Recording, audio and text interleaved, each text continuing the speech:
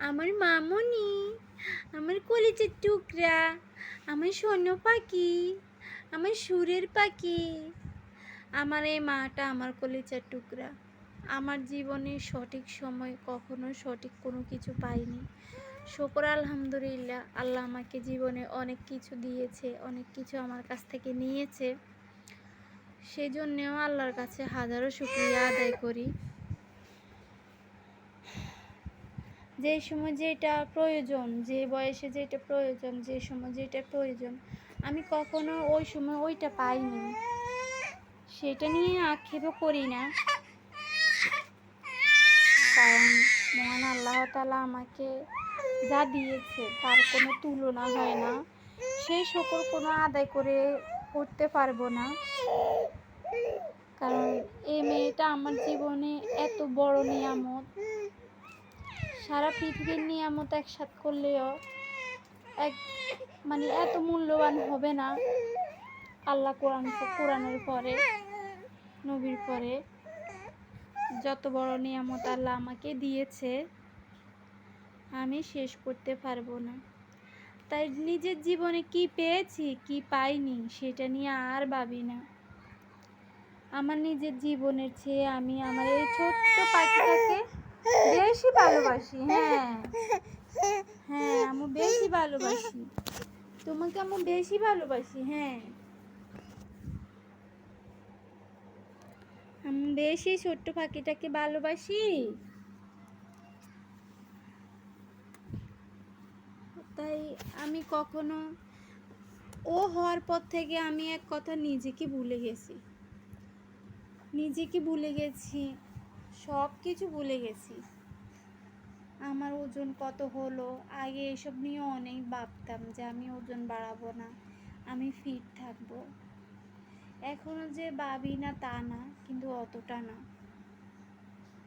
আমার মেয়েটা আগে সুস্থ থাকুক, ভালো থাকুক, এটাই আমি চাই।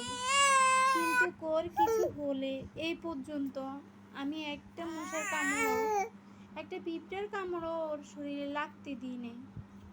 কালকে এত বড় একটা ঘটনা ঘটে যাবে আমি কখনো কল্পনাও করতে পারি নাই। আমি নিজে খুব অপরাধী মনে হচ্ছে। এগুলো মশার কামড় নাকি অন্য কিছু আমি বুঝতে পারি না। দেখেন কি অবস্থা হয়েছে।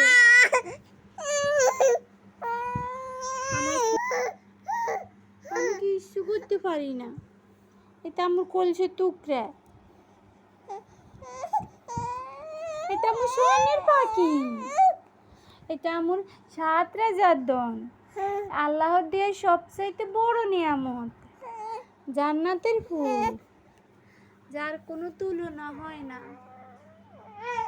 এখন আমাকে যদি কেউ বলে যে সারা পৃথিবীর সব কিছু তোমাকে দিয়ে দিব, যত মানুষ মুক্ত আছে,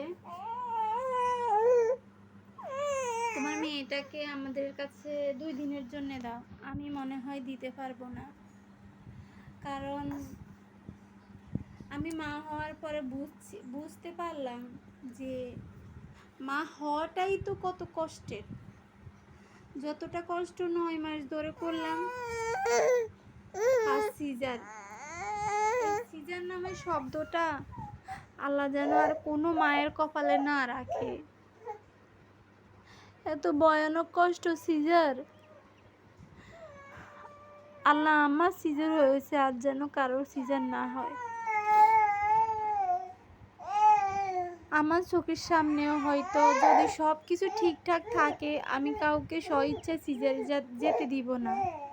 আর আপনারা কখনো কোনো দিন স্বইচ্ছা সিজারে যাবেন না, অনেক যন্ত্রণাদায়ক। সবাই আমার মেয়েটার জন্য দোয়া করবেন। এই 6 মাস আমি ওকে যেভাবে যত্ন করে সুস্থ স্বাভাবিকভাবে রেখেছি, বাকি জীবনগুলো যেন আমি ওকে নিয়ে সুস্থ স্বাভাবিকভাবে আমি আরও থাকতে পারি। সবাই ভালো থাকবেন, সুস্থ থাকবেন। আল্লাহ হাফেজ।